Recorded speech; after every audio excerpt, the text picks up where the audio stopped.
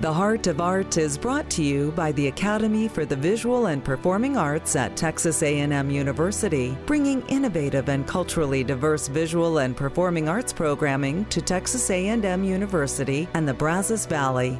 The Academy for the Visual and Performing Arts fosters the creativity of our community via the transformative power of the arts.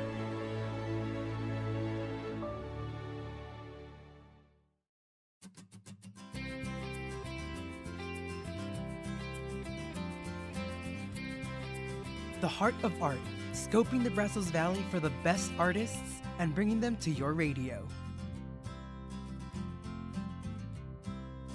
Hello, good evening, everyone. Welcome back to the KMU Studios. My name is Hector Nino, and you're listening to The Heart of Art. Today in the studio, we have a very special show planned for you. My first guest will be Becky Ricketts, who is a pen and paper illustrator with a focus on still images. She considers herself an Aggie wannabe because a lot of people in her family were Aggies. So she is an honorary Aggie in my eyes.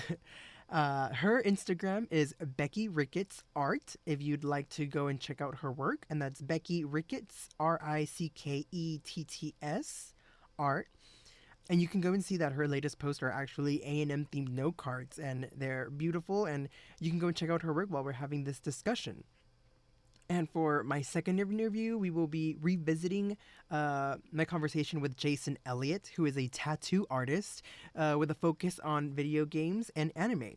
And if you'd like to check out his Instagram, that's Jason Tattooer. He's also been on Ink Master for season 10, and he was such a character that they brought him back for season 13. So we have a great conversation. It's a lot of fun. All right, now for our announcements, we have First Friday coming up this Friday in downtown Bryan, October 7th. And this will begin at 6 p.m. and there will be all sorts of games, food, and live music. I encourage you all to come out. It is a great time for the whole family, and KMU will be out there. So make sure to stop and say hi and grab some cool merch. And at this First Friday, we actually have a bluegrass band performing, and that is the Valley Junction Band between 6 to 9 p.m. at the steps of the St. Andrew's Episcopal Church. And this band actually performs regularly at local retirement communities, fundraising events, and even private parties. So if you are interested, make sure to go and support this local bluegrass band. But now let's start the show and begin my conversation with Becky Ricketts. And once again, if you want to check out her art, you can go to her Instagram at Becky Ricketts Art. Let's start the show.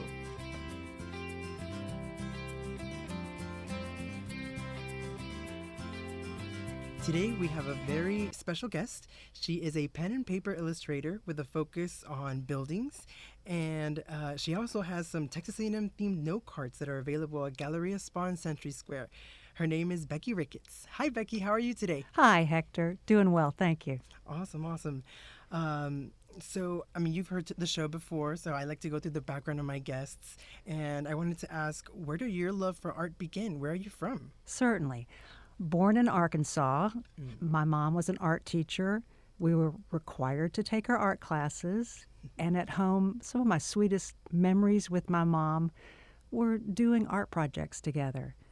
From there, I tended to, for some reason, draw cats, I guess because they sleep 20 hours a day, so you have a good subject matter that doesn't move. Right. Became a high school art editor for our yearbook, just cultivating a love for graphic design. Wow. And then from there, went to Louisiana Tech, majored in art with the specialty in graphic design. And back then, when dinosaurs roamed the earth, we did all our mechanicals by hand, very laborious, and everything was cut by hand, all our overlays. It was very tedious back then. Mm-hmm. Oh, wow, that's awesome. And you're also very well traveled. You told me that you've lived in England, Scotland, and Kazakhstan, right? Exactly. My dad was transferred a lot when I was young. We lived in London, England, and got a chance to travel a lot around Europe. And then when I married my husband, he also in the oil business, we did move to California, to New Orleans, to Scotland to Kazakhstan. We did travel quite a bit. Awesome. And in these travels, did you ever use them as inspiration for your art? You know, I think one of my favorite artists that I've met was out of Kazakhstan. His name is Raphael. He paints childhood memories from growing up in a fishing village, and his color and his childlike, almost primitive depictions of his memories are so incredible. I love that, and I would love to paint more like that, but I always tend to gravitate toward realism. Awesome. And I mean, not a lot of people know about Kazakhstan, so what is special about it? Or because I've seen pictures of it and I think it's really beautiful, and I don't think a lot of people know about it. You're right. Even though it's the ninth largest landmass in the world. Really? Yes. I did not know that. Where we lived was not so pretty. It was desert and flat, very arid. It was extremely hot in the summer and bitter cold in the winter, so you had the worst of both worlds. But there were areas that were more beautiful than our area. All right. And how did you end up here in College Station? My husband retired. We knew we wanted to come back to College Station. He's an Aggie. I'm an Aggie wannabe. Our son's an Aggie. My dad was an Aggie. You're an Aggie by association. Exactly, Right. yes. And it's just such a wonderful community. We wanted to get to a college town because there's so much going on there. We lived in Houston previously, and we would never go to the events because driving was a hassle, parking was a hassle. But here, you can zip over and park and attend an Opus production, or it's just so easy. And we love the small town atmosphere. Definitely. And you don't just illustrate with pen, right? You also paint. I do. I do paint. I enjoy oil painting, more still lifes. That's kind of what I gravitate toward. Right. And what kind of paint do you use? In my oil painting, I'm more traditionalist, realistic. I love impressionistic painting, and I've tried to incorporate more of that into my genre. I see that people that are artistic tend to dabble in a lot of things, and even one of the things that you do is cycling. Are you into bicycling? Cycling, yes, I am a cyclist, and I'm also into music, as I know you are. And I wanted my children to have a musical background, so I taught children's choir and I taught kids art camps, just like my mom did. I wanted them to be exposed to music and to art. And I think it was good for them, although my son would probably just remember using his kneaded eraser and building states out of it, which was not the goal of the class. But it's in there somewhere. Yeah. It definitely helps the brain. Yes. In ways sometimes we can't even describe. Right. So why do you think you focus on still lives? Or because I noticed a lot of buildings, but I know that it's not just buildings. But why stills? I think because they're still. I take my time. I'm not on a clock. I enjoy seeing the canvas come to life slowly, and I guess it goes back to painting sleeping cats. They don't move. I mean, I love the detail of your buildings. It's almost like you want to highlight human innovation, maybe the cultural connection that we have to that building or to that moment. It could be. One of my favorite artists was Edward Hopper, and he did a lot of buildings. And I think part of the allure was just that restraint that he had. Well, two things. The characters in his paintings, I always wondered, what were they thinking? They seemed so lonely. They seemed in isolation. And then I loved the way he portrayed light on the side of his buildings. That was so interesting to me, how he could, just a solid wall was not a solid wall. It was much more than that. And I've always enjoyed that architectural element. I've seen on your art, especially on your note cards, your A&M themed note cards, which are amazing, by the way, and I recommend everyone to go get some. Thank you. I was wondering what that process was like of making those. Do you take a picture, or is it on site, or yeah? Yes. Well, the first thing I do is procrastinate. That takes a couple of days. That's a very important part of the process. And then my husband is so sweet to get involved in this. We go out and take pictures and make enlargements from there to get the proportions correct. Then I add a little bit of artistic liberty, of course, to try to make it more interesting. And it was actually my son that got me involved in doing A&M landmarks. He said, "Mom, would you draw A&M landmarks for me?" Really? Especially Kyle Fields. Yeah. How could I refuse? My Marine son. So that's what got me started. And then from one landmark led to another. And I loved the Century Tree, and I loved drawing Sully, and of course Reveille, and there's a little known statue called Shaping the Future that I did that one. And just as I go through, I just find each of these landmarks interesting, so I draw them. Right. And they're beautiful, by the way. Thank you for making that. Of course. Interestingly enough, I have made a short film on that statue that you mentioned, the one with the children in the book. Yeah, it was when I was in college. It was an assignment that we got, and yeah, I love that statue as well. Do you ever do commissions or sell your originals? I do. I've had people, wedding venues. They've asked me to draw.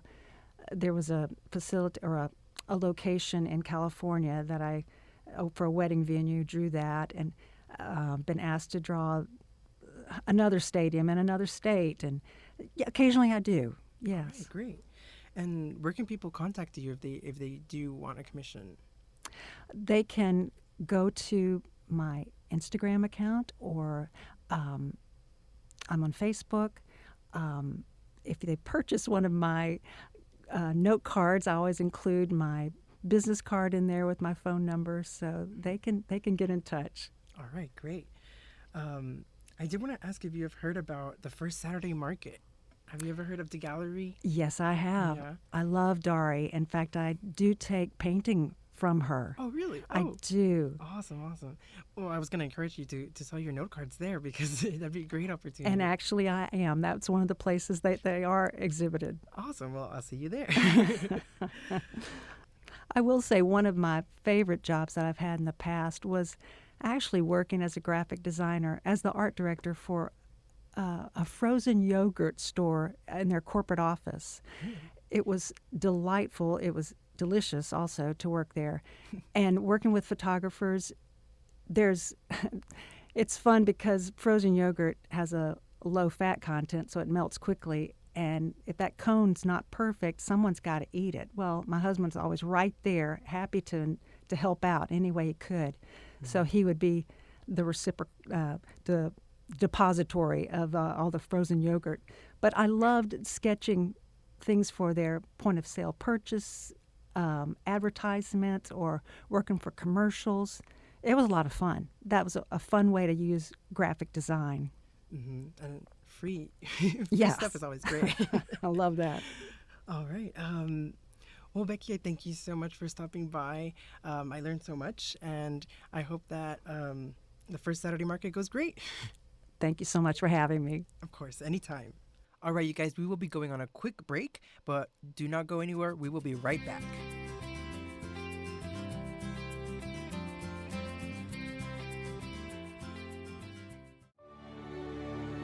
Support for KAMU comes from the Academy for the Visual and Performing Arts at Texas A&M University, bringing innovative and culturally diverse visual and performing arts programming to Texas A&M University and the Brazos Valley. The Academy for the Visual and Performing Arts fosters the creativity of our community via the transformative power of the arts.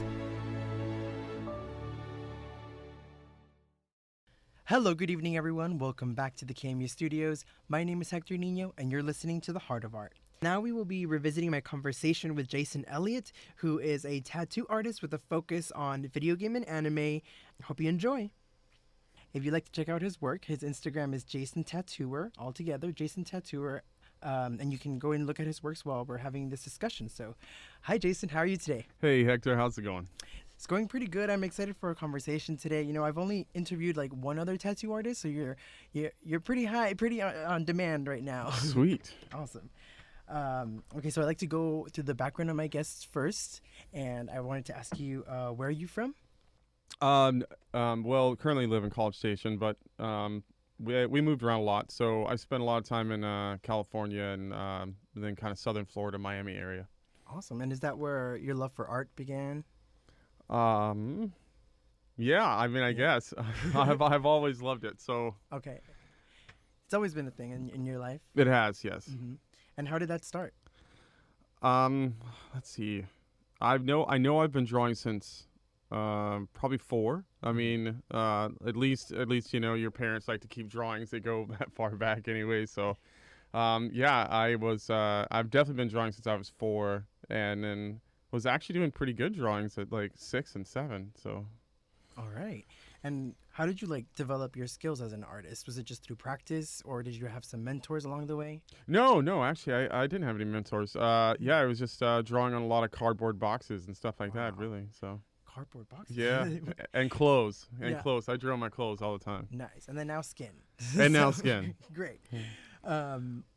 I did want to ask, like, if you viewed tattooing as a certain way when you were younger as to the way you view it now. Like, did the taboo reach you when you were young as well, or how did you view it? Yeah, I think so. I definitely would say that kind of looked at it with the same stereotype a lot of people did. It was, I don't know, it just seemed like kind of like the tattoo scene at that time was just mostly, I don't know, kind of looked like a lot of bikers and, convicts and stuff like that. So I was like, oh, I don't know, man. It's kind of fishy. Mm-hmm. Yeah, I've heard that social media has done a lot to, like, I guess, get rid of that taboo and just see people that have tattoos as like real people, not just like what they interpret people with tattoos as. Yeah, I think so. I think that's actually one of like the biggest pros of the tattoo show is that you get to shine a light into the person's life, and you start to see that they're, we're just everyday normal people. Right. Yeah. Not only social media, but also the show that you were on, Ink Master. Yeah. I think that's doing a lot for tattoo artists as well. Seeing them as real people. Was this something that you felt or experienced there? Yeah, it was. It was kind of cool because a lot of these people when I went on, I hadn't met any of them before. So I feel like that Ink Master is very personable as far as like kind of just like. They really kind of like try to dig into the artist's life and background and where they're from and what inspires them and stuff like that. And I do think that people really get to look at that person and see, oh, hey, they're really not much different than me. Mm-hmm. Right. So how did you first begin tattooing? Like, did you start on an orange peel or did you go straight into skin? No, I went straight into skin. Wow. Yeah, I'm just brave like that. No, Mm-hmm. but no, I don't know. I probably should have started Mm-hmm. in something that wasn't on an actual person. But no, I just went straight in. My friends kind of pushed me into it. I was always drawing, and they weren't super happy with like the designs that some of the local shops are coming up with. So they were asking me if I would kind of design their tattoos. And it definitely started getting me like traffic with the tattoo shops. They were very inquisitive as far as where these drawings and stuff were coming from. So that helped. Awesome. How would you describe your own personal style? I bounce around, so I just love art in general. Mostly surrealism. That's I love things that you look at that can kind of inflict like certain emotions. I like the idea of being able to inflict emotions in people when they actually look at an object or an image. So I would say definitely surrealism. Mm-hmm. So if you had to like choose one art style that's the only style that you could do, would you choose surrealism as? Oh, man, I can't choose one. It's a tough question. Oh man, yeah. I mean, probably I would. Yeah. Yeah, probably surrealism. Mm-hmm. And how do you balance, what you like to would you like to have in your art, and then versus what people want? Like how much of it is you and how much of it is them? I'd like to say 100% of the time it's me, but that's not factual. So, man, it's so hard. Like people, they're scared, and it's understandable. So, I think when you get scared, the kind of just like response that you have is to take the reins. So, unfortunately, every tattoo experience is not a good experience. So that's obviously going to put that fear in people. So I do get a lot of messages, and people do say, hey, I'm completely open to your interpretation. And for the most part, that seems to be the case. But you obviously are going to get those clients that are just like, they just get nervous, and they're like, oh, let me, jump in here and really start kind of like narrowing down what paths I can go down and stuff like that. So I've worked really hard to kind of get to that point to where I can, have complete control, but there are still times, where you have to work with the client pretty hard. Mm-hmm. Going through your social media, I see like a lot of inspiration from anime and, video game and different media. Would you say that the media does have influence on your art? Yeah, well, I think anything that you love is going to have an influence on your art, and I love anime and video games, so it's always going to have an influence. Mm-hmm. And why did you choose tattooing as like your main medium? And you were into drawing. Why did you go into tattooing and not pursue more further like that drawing? I like challenges, honestly. Like the more stressful something is, the more fun it is for me, which is not something I suggest for everybody. But with tattooing, it's people may not think it, but it actually has an extra level added on top of most other art forms, because when you're doing when you're an artist and you're in a certain media, you have fixed materials that you use because you become very comfortable with them, and you think that they're consistent and stuff. So I wouldn't say like complacent, but it kind of, you just know what to expect. And with tattooing, because it's organic, you always have that variable that's kind of unknown. And for me, that's exciting, is like having to adapt with each tattoo. Right. Yeah, I would say most people don't like being that stressed all the time. Man, I don't know why I like it, but I do. And then I feel like that's evident also in the fact that you went twice to Ink Master. Yeah. Like, how many people have done that, by the way? How many people have come back for another season? I mean, there's a few. I mean, probably like maybe like 5% or something like that, I guess. Oh wow. Yeah, it's just like, I guess they just like our personality. I don't know. Yeah. They want you on screen again. Exactly. When people go to a tattoo artist, they usually have like a meaning behind the tattoo. I'm not saying you necessarily need to have a meaning, but is that ever a little intimidating, to be like kind of like a therapist to them when they're like on your chair and they're talking to you about like what this tattoo means? Yeah, absolutely.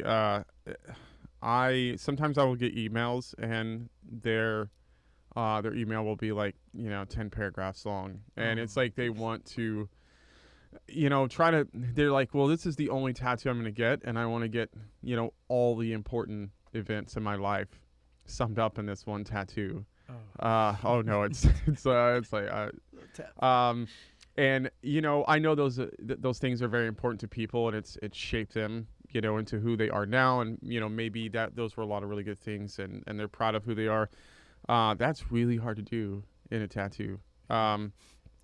So yeah, that's it's definitely added pressure. As far as the therapist thing, people feel very comfortable telling tattoo artists everything. Mm-hmm. So and man, we're just along for the ride. We just listen, and we try to offer the best advice we can. Sometimes the stories are great, sometimes they're creepy. Mm-hmm. So but I bet, tattoo artists have some great stories. Oh, absolutely. Yeah. No, people share everything with us. Definitely. That now that you are a full-fledged, tattoo artist, and people probably even like look up to you after seeing you on TV, do you have any advice for up-and-coming tattoo artists who are trying to make a name for themselves? Yeah, my first advice to any artist is always just be humble.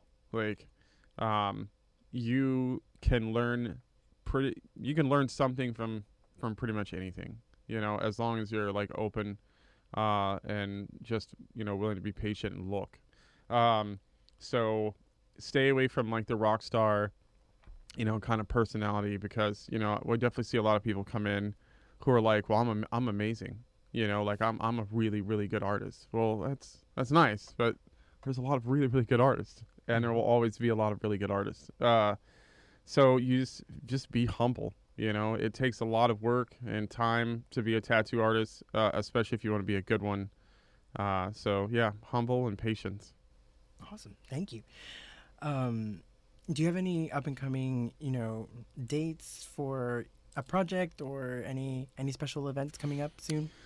Well, my favorite one coming up is Anime Inc., which is it's a very large one in Richmond, Virginia, and it's not just tattooing; it's just anime in general. And it was amazing last year, and I feel like it's going to be even better this year. For anybody who's never been to Richmond, that is like a prime reason to go. My friends and I have been tossing around the idea of starting our own tattoo convention, kind of like a geek thing, where it's going to be, board games and video games and anime themed and stuff like that. Just something for all the nerds out there. Wow. And then I don't know, who knows? Maybe possibly pop up on TV again. So yeah, all right. We'll be looking out for that new stuff.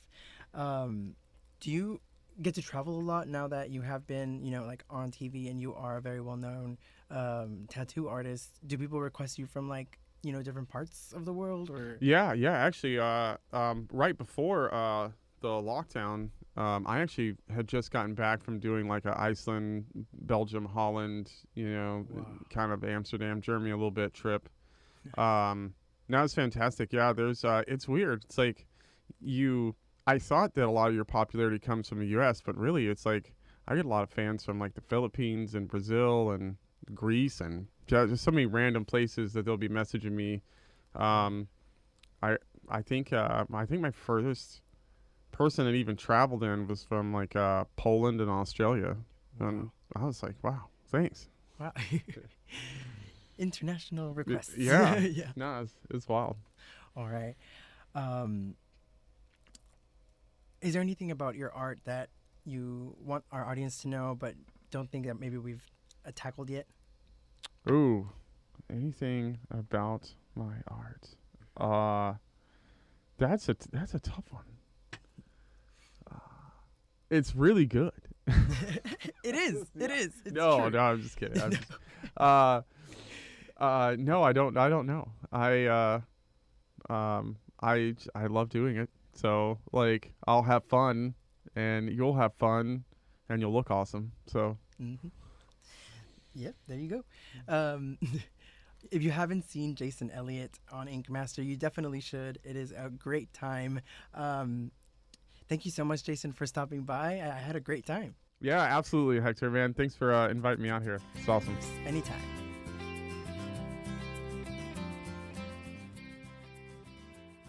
All right, you guys, that is the end of our show. Thank you so much to Becky Ricketts for stopping by the KMU station and enlightening me on her works. If you know of any artists or any art events coming up, make sure to email theheartofart@tamu.edu. That email will go directly to me. That's theheartofart@tamu.edu. And I did want to mention to keep an eye out for more giveaways because I have been notified that we might do more in the future. So make sure to keep an ear out. I hope you enjoyed the show. And make sure to tune in next week. I'm Hector Nino, and you've been listening to The Heart of Art, a production of 90.9 KAMU FM. You can find all of our shows anytime at kamu.tamu.edu.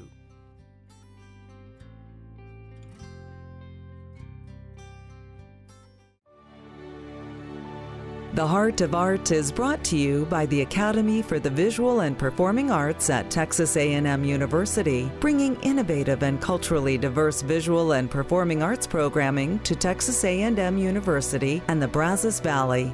The Academy for the Visual and Performing Arts fosters the creativity of our community via the transformative power of the arts.